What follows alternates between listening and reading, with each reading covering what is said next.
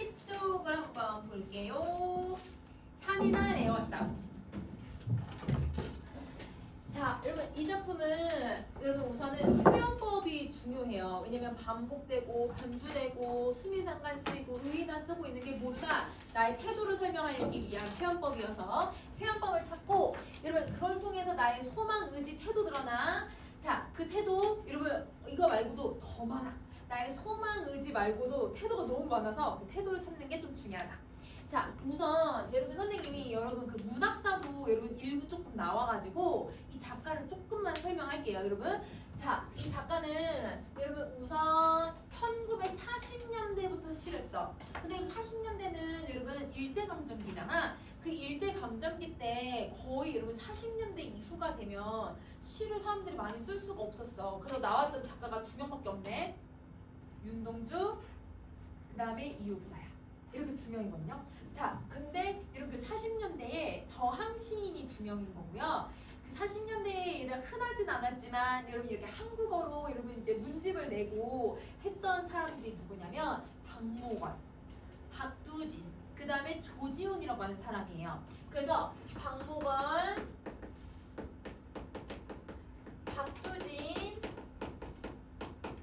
조지훈이라고 하는 이 세 사람은 여러분 정지용이라고 하는 사람이 있고 정지용은 여러분 1930년대에 얘들아 그 우리 시문학파랑 그 다음에 여러분 이미지로 글을 썼던 사람이잖아. 우리 인동차 했잖아, 그치? 자, 그 사람이 뽑은 사람들이었고 이 사람들이 얘들아 40년대 후반에 이제 글을 좀 초반에 쓰고 일제강점기가 끝나고 이런 문집을 내요. 그 문집 이름이 청록집이에요. 청록파라고 해요. 청록파. 자, 근데 여러분 봐봐. 청록이 무슨 뜻이냐면 풀을 청자에다가 녹자가 사슴록자야. 여러분 사슴이 푸른 색깔인 거 누가 없어요? 그쪽 없죠. 상상의 동물이거든요. 그래서 여러분 다 상상의 동물을 제목으로 삼았다는 건 이 작품에서 나타나고 있는 배경들이 일반적으로 다 이상적인 공간에 대해서 얘기를 해. 그래서 여러분 이 작품도 자연을 이상적인 공간으로 생각을 하거든. 그래서 맨 처음 박목원이나 박두진이나 조지훈이라고 하는 사람은 청록파라고 하는 여러분 이렇게 비슷한 시세계를 가지고 있는데 그게 이상세계에 대한 이야기를 하게 된다라고 생각해 주시면 돼요. 그래서 그거는 여러분 뒷부분에 사실 다시 정리 한번 해볼 거니까 그럼 작품을 이제 선생님이랑 정리 한번 해보자. 자, 1년 산이나 에워싸고 씨나 뿌리면서 살라고 한다.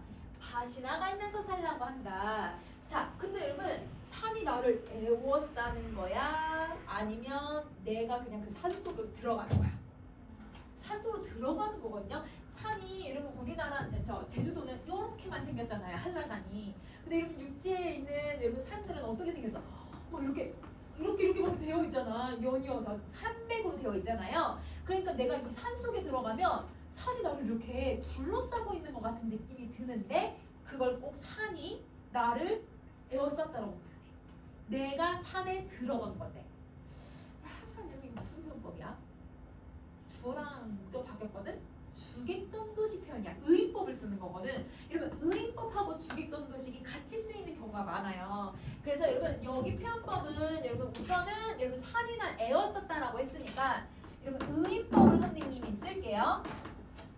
의인법이고 자, 그 다음에 여러분 다시 여러분 아까 뭐가 쓰인다고 했더라? 주객전도식 표현이 들어간다. 그러면 산이 얘들아 나를 딱 여기서 둘러싼 다음에 얘가 사람처럼 표현이 돼서 너는 씨나 뿌리면서 살아야 돼.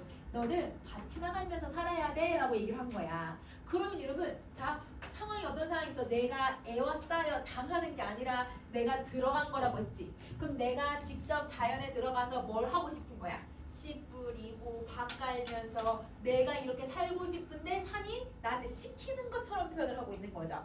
자, 그러면 여러분 씨나 뿌리고 밭이나 갈면서 사는 삶은 거창한 삶을 얘기하고 있는 게 아니라 우리 소박한 삶을 얘기하는 거야. 그러면 화자는 여러분 자연에서 어떤 삶을 지향하고 있다고 생각하면 돼? 소박한 삶을 지향하고 있다. 그럼 여러분 이거 문제 무슨 문제가 많이 나오냐면 화자의 태도랑 똑같아. 같은 작품 고르세요. 뭐 이런 거 나올 거야. 그럼 고전시가 나올 가능성이 크거든. 그럼 고전시가에서 다 뭐 찾으면 자연치안 찾으면 돼. 알겠지? 자, 그럼 옆에 정리 한번 해보자. 산이라고 하는 이 공간은 어떤 공간이냐면요. 여러분 내가 속세에서 벗어난 이상적인 공간이라고 생각하는 거거든요. 소박한 삶을 살 수 있게. 그래서 여러분 제일 먼저 얘는 순수한 곳이에요. 왜? 이런 소박한 삶만 살아도 상관없는 곳이니까. 자, 그리고 속세에서 벗어난 자연이라고 생각하면 되고, 그리고 이곳은 여러분 내가 미련을 갖지 않는 곳이니까 초월적인 공간이다 라고 정리해주면 돼. 자, 다시 표현법 차단 찾을 거야. 그러면 여러분 산은 정말 이런 산을 얘기하고 있는 게 아니라 화자가 꿈꾸는 어떤 이상적인 공간이자 자연 전체를 얘기하고 있는 거거든요. 그러면 산이라고 하는 자연 일부를 가지고서 자연 전체를 설명하네요. 이거 무슨 표현법이에요? 배유예요. 맞아요. 여기는 배유법도 쓰고 있다라고 생각을 해주면 돼. 알겠지? 선생님 딩크 안 만들었으니까 여러분 쓰세요. 자, 그 다음에 형식으로 한번 가보자. 산이 나에게 간접 화법으로 말하고 있대. 여러분 우리 1학년 때 문법 배웠었잖아. 여러분 땡땡 땡땡 뭐뭐라고 말했다. 이거는 여러분 우리 무슨 인용이라고 했었지? 직접 인용이야. 이걸 직접 화법이라고 해요. 따옴표가 들어가니까. 그런데 따옴표 안 들어가고 뭐뭐라고 했다 이런 말 쓰잖아. 이거는 여러분 뭐뭐하고는 간접 인용이 들어가는 거거든. 여기는 고가 쓰이진 않았지만 뭐뭐 사라라고 한다라고 해서 말한 걸 내가 다시 전달하고 있잖아요. 간접 인용이랑 비슷하게 쓰고 있어요. 그래서 간접 화법이라고 할게요, 선생님이. 간접 화법으로 나한테 말을 하는 것처럼 표현을 하는 거지. 그래서 말을 건네는 방식을 쓰고 있다. 그러면 여러분 산이 나한테 말을 건네고 있으니까 이런 방식에도 얘들아 무슨 편법? 의인법. 응? 이게 의인법. 여러분 산이 날 에워싼다라는 것도 의인법. 산이 나한테 뭐뭐 해라 라고 시키고 있으니까 그것도 의인법. 자, 여러분 무슨 표현법이 쓰이냐면 여러분 살아라 한다, 살아라 한다. 여러분 말이 그냥 반복이 되는 거잖아. 자, 반복법을 사용을 하고 그 다음에 너 이렇게 살아라. 이거 무슨 영어미야 얘들아? 명령. 그렇지. 그래서 명령형 어미를 반복해주고 있다. 자, 명령형은 좀 여러분 약간 돌려서 순하게 얘기하는 거야. 좀 강하게 얘기하는 거야. 강하게 얘기하는 거거든요. 강조하고 싶어서 쓰는 거예요. 그러면 명령형 어미를 반복하고 반복법은 모두 다 공통적으로 강조해주는 거거든. 그럼 어떤 걸 강조하는 거야? 나의 어떤 소박한 삶을 지향하는 걸 강조하는 거야. 자, 그러면 내용 한번 봐봐. 자연 속에서 삶의 자세를 산이 가르쳐주고 있는 거죠. 사실은 여러분 산이 가르쳐주는 게 아니라 내가 그냥 산에서 배우는 거라고 생각하시면 돼요. 자, 그러면 이연으로 한번 가봅시다. 어느 짧은 산자락의 집을 모아서 아들 낳고 딸을 낳고 흙담 안팎에 호박이나 심고 들찔레처럼 살라 한다. 쑥대밭처럼 살라고 한다. 자, 그러면 여러분 보세요. 어느 짧은 산자락에 여러분 내가 들어갔잖아요. 아까 여러분 에어싼 게 아니라 내가 들어간 거라고 했지? 그래서 여러분 들어가서 집을 모아서 산 거야. 산 게 아니라 집을 지어서 산 거야. 그러면 여기서 여러분 내가 어디로 들어가는 거냐면 자연의 품으로 들어간다라는 거 정리해주면 되지. 자, 여러분 자연에 들어가서 아들 낳고 딸 낳고 거기에서 여러분 흙 파가지고 농사 조금 지으면서 소박하게 살고 있잖아. 그게 소박한 삶이야. 평범한 삶인 거죠. 자, 근데 이걸 들찔레처럼 살라 하고 쑥대밭처럼 살라고 했으니까 여러분 지금 뭐뭐처럼 무슨 표현법 들어갔어? 지규, 그치? 여기도 여러분 살아라 한다, 살아라 한다. 여러분 계속 반복을 하죠. 여러분 아예 구가 반복되는 거이기도 하지만 명령형음이 반복되는 거는 위에 반복되니까 선생님이 그냥 반복 하나만 썼어 얘들아. 자, 그러면 여기서 이 의미를 정리해보면 들찔레하고 쑥대밭은 어떤 것을 얘기하고 있냐면 여러분 얘가 그냥 자연에서 그냥 자라는 애들이거든요. 아무 조건 없이 그냥 자연에 여기서도 자라고 여기서도 자라고 이런 애들이야. 그러니까 여러분 나는 뭔가 얘들아 계획하고 내가 뭔가 얘들아 어떤 계산을 해가지고 이거가 더 좋은 거고 이건 안 좋은 거고 이런 것들이 아니라 그냥 주어진 대로 살라고 얘기하고 있는 거야. 그러면 여러분 여기서는 있는 그대로 자연적인 자연스러운 삶을 살라고 얘기하고 있는 거죠. 자, 산이 이렇게 얘기하는 게 아니라 내가 이렇게 살고 싶다라고 생각을 해주셔야 돼요. 자, 이연에 대한 내용 정리했으면 3년으로 갑시다. 산이나 레오사고 그물달처럼 산이어지는 목숨, 그물담처럼 살라한다, 그물달처럼 살아라 한다. 자, 그럼 여러분 산이 다시 또 나를 이렇게 에워싼 다음에 또 가르쳐주는 거야. 뭐처럼 살아라? 그물달처럼 살아라. 근데 여러분 금음달은 여러분 이제 초승달이 있고, 초승달은 달이 없는 상태에서 달이 이제 보이기 시작하는 거야. 초승달에서 반달로 가죠. 반달에서 조금 더 커지고, 그 다음에 얘들아 우리 이제 보름달이 되고, 보름달 되면 이제 꽉 찼잖아. 그 이제 점점 이제 줄어들면서 어디까지냐면 금음달로 가거든요. 그럼 금음달은 여러분 꽉 찼던 보름달이 달이 안 보이는 상황까지 가는 걸 금음달이라고 해. 그러면 초승달은 여러분 안 보였던 애가 조금 보이기 시작을 하는 거고, 얘가 점점 차오르면 보름달이 되고, 보름달에서 줄어들어가지고 금음달이 되는 거거든. 그러면 금음달은 약간 어떤 이미지를 갖고 있냐면 사라지는 이미지를 갖고 있는 거네. 그러면 여러분 여기서 금음달처럼 삼이어지다라고 하는 건 사라져가는 이런 뜻이에요. 그러면 시간이 지면 점점 죽어가고, 혹은 여기 사라질 수밖에 없는 자연의 모습을 따르고 있는 거죠. 근데 여러분 자연은 꼭 생각해봐. 꽃은 피면 어떻게 돼? 져서 사라지죠. 나무도 여러분 맨 처음에 자랐다가 나무도 언젠가는 썩어서 없어질 거란 말이야. 여러분 인간도 태어나면 어떻게 될 거야? 언젠가는 죽겠지. 모든 자연의 이 섭리는 생성되면 소멸이 되는 거예요. 그러면 여러분 이게 자연의 이치거든요. 그걸 다른 말로 섭리라고 하죠. 그래서 자연의 섭리에 따른다. 선생님 말 듣게 얘들아, 이치라고도 해도 상관없어 얘들아. 그러면 시간이 지나면 점점 사라질 수밖에 없고 죽을 수밖에 없는 이 자연의 섭리에 따르는 거예요. 그럼 자연이 나한테 금음달처럼 살라는 건 여러분 사실 여러분 이게 산이 나한테 가르쳐주는 게 아니라 내가 이렇게 살고 싶은 걸 표현하는 거라고 했잖아요. 내가 어떤 삶을 살고 싶은 거야? 금음달처럼 살고 싶은 거야. 사라질 때 사라지는 삶을 살고 싶다. 여러분은 여러분의 죽음에 대해서 생각해 본 적 없어요? 여러분 선생님은 어렸을 때부터 항상 누누이 얘기했던 거야. 나는 80살 되기 전에 죽고 싶다.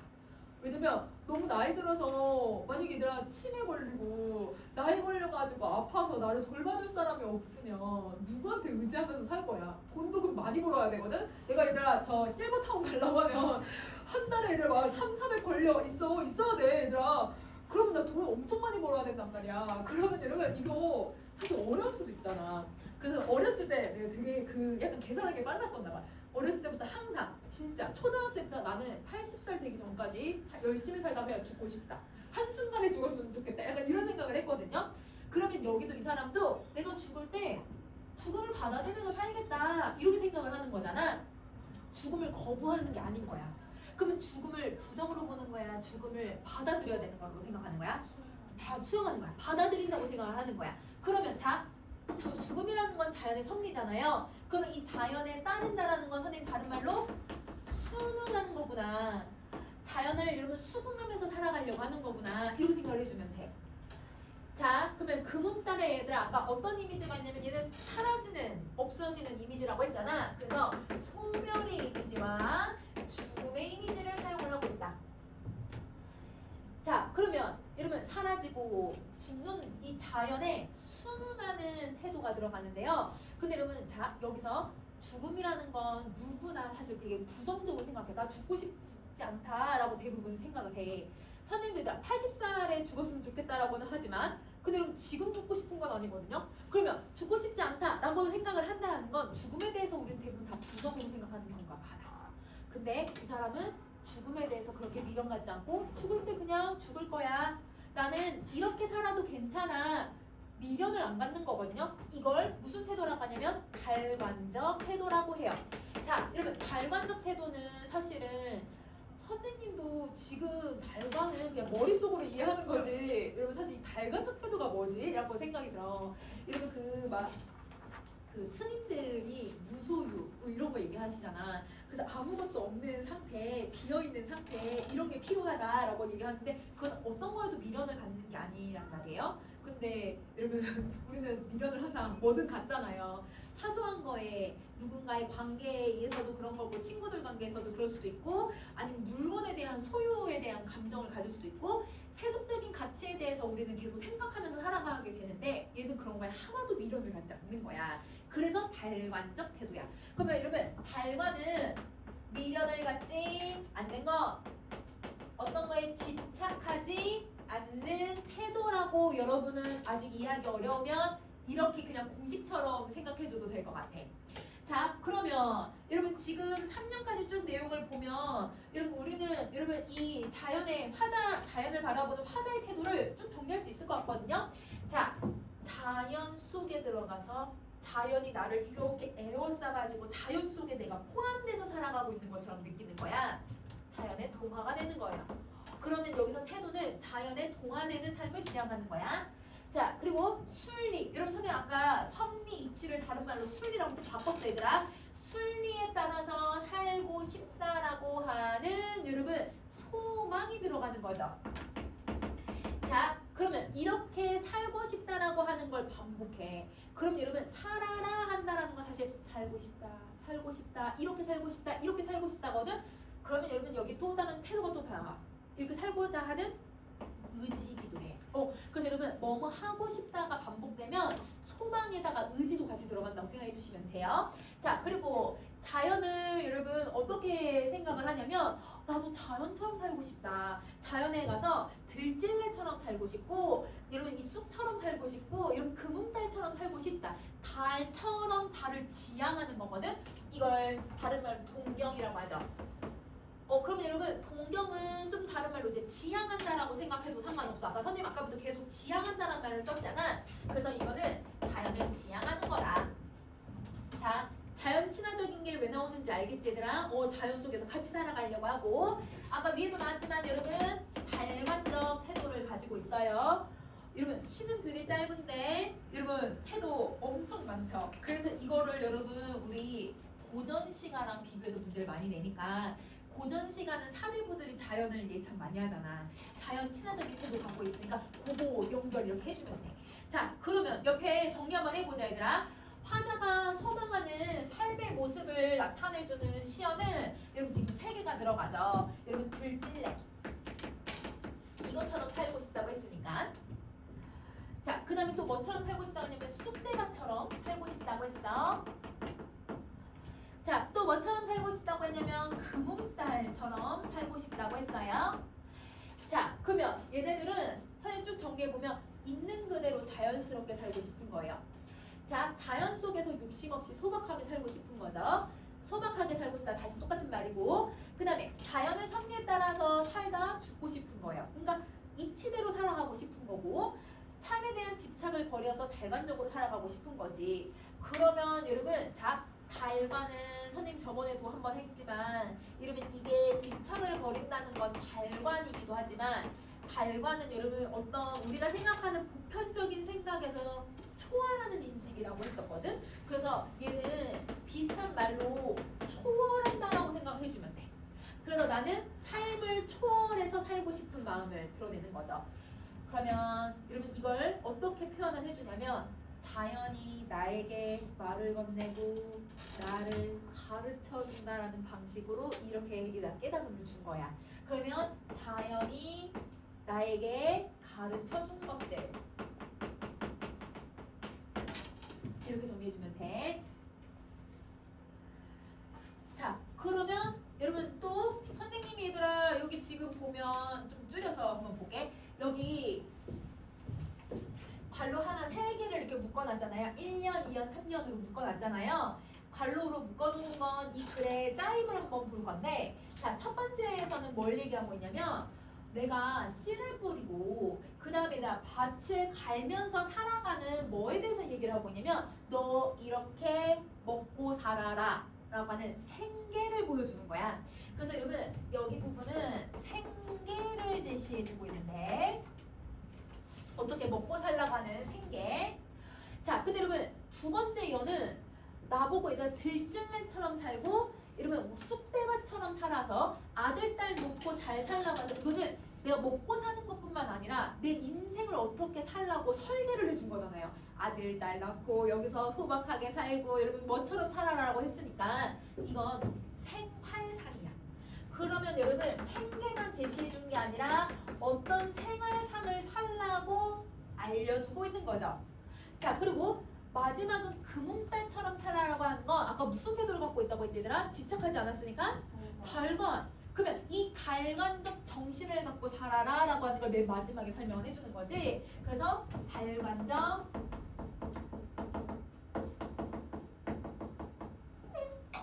정신을 보여주는데요.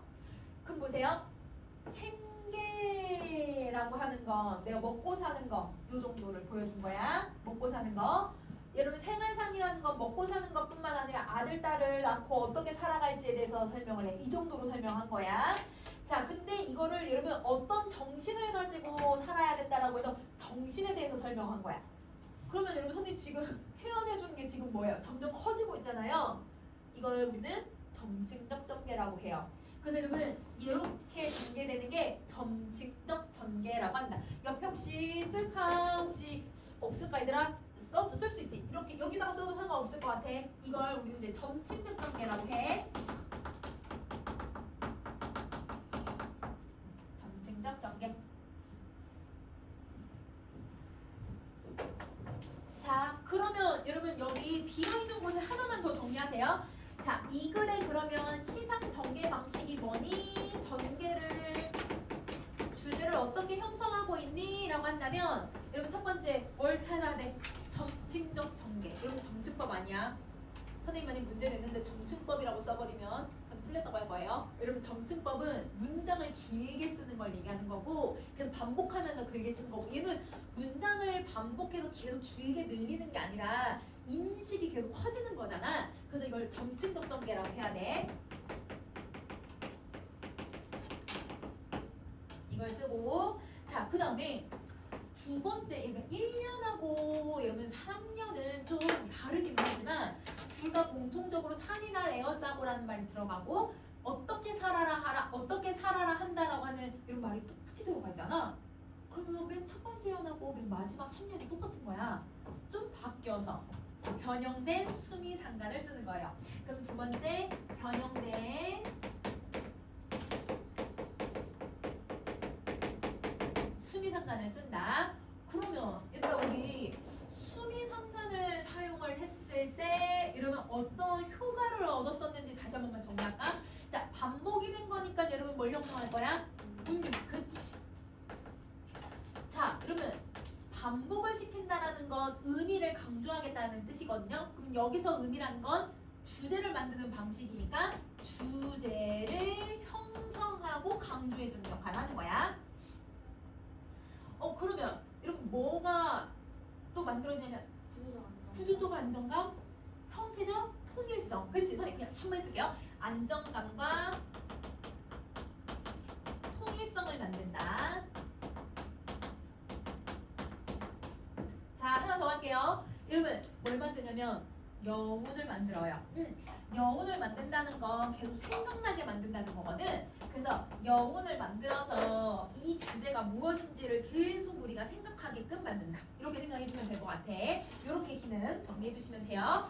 자, 그러면 여러분 선생님이 얘들아 하나만 더 보면 여러분 우리 그 11쪽에 4번을 한번 봐볼까? 11쪽에 4번.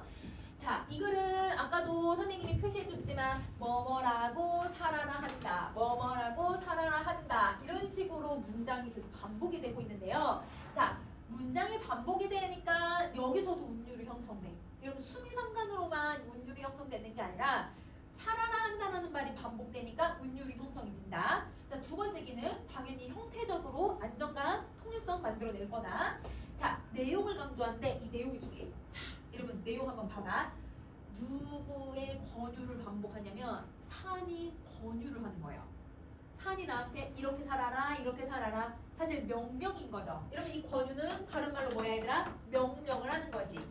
나에게 이렇게 살라고 계속 반복함은 없어. 자연 속에서 소박하고 평화롭게 살고 싶은 화자의 소망이 잘 드러난다. 그래서 여러분 각각의 역할, 기능 자 구분을 해줘야 돼. 자, 그럼 7번으로 가세요.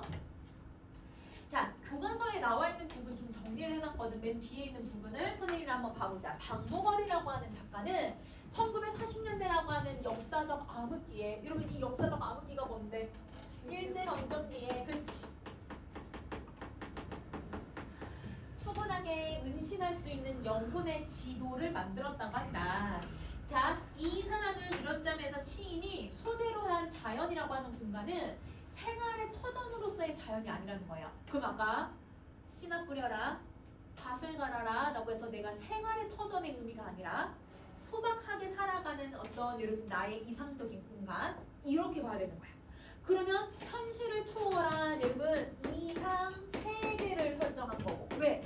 현실이 지금 어떤 상황이니까 1940년대 열악하고 일제강점기 핍박이 굉장히 강했던 시기니까 그 시기를 초월한 이상세계를 작품에서 설정하고 있다는 거죠. 자, 박목월은 조지훈, 박규진이라고 하는 사람과 같이 아까 뭘 만들었다고 얘들아? 청록파에 해당하는 사람이고, 이 세 사람들은 공통적으로, 여러분 이거 교과서에 나와 있는 표현이에요. 그 문학사 맨 앞에 여러분 그 단원마다 앞에 문학사 있잖아요. 3단원에 거기에 있는 거 여기 갖고 왔어요, 얘들아. 향토적인 소재를 사용해서 여러분 자연적인 이상세계를 노래했다라고 얘기를 해. 향토적 소재를 통해 자연적인 이상세계를 노래했다. 그럼 자, 여기서 쓴 향토적 소재가 뭘까? 흙담, 들찔레, 쑥대밭 이런 거야. 이연에 나와 있는 단어들 있잖아. 그러니까 이게 얘들아 약간 들풀 같은 것들이잖아요. 그런 게 약간 옛날 토속적인 느낌을 만들어내고 있으니까 그래서 그런 걸 향토적 소재라고 생각을 해주면 될 것 같아. 만약에 얘들아 그걸 여러분 학교에서 선생님이 문학사에 뒤에 3단, 이건 2단원이지만 3단원에 설명되어 있는 내용을 가져와서 물어보실 수 있으니까 근데 여기다 넣어놨어요.